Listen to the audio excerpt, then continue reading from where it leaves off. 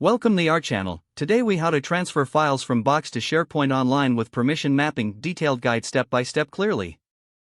To begin, ensure you have access to both Box and SharePoint Online accounts. Log into your Box account. Identify the files and folders you wish to transfer. Select the items by checking the boxes next to them. Click on the download option to save them to your local device. Next, log into your SharePoint Online account. Navigate to the document library where you want to upload the files. Click on the Upload button. Select the files you just downloaded from Box. Before uploading, consider your permission mapping. Review the current permissions set in Box for each file and folder. Document these permissions for reference during the transfer. Once the files are uploaded, set the corresponding permissions in SharePoint.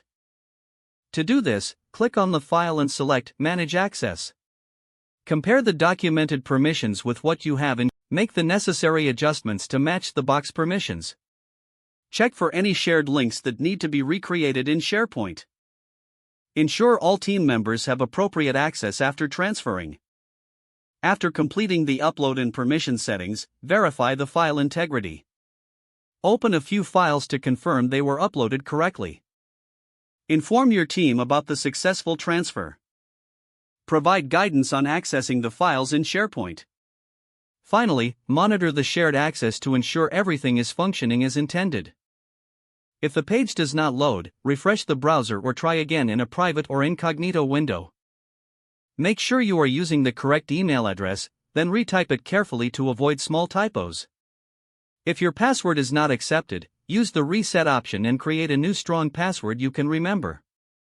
Check your spam folder for verification or security emails, then complete any requested confirmation steps.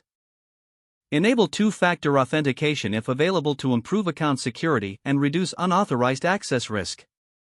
After signing in, review your profile details so your contact information and settings are accurate. Don't forget to like this video and subscribe to our channel for more step-by-step tech guides.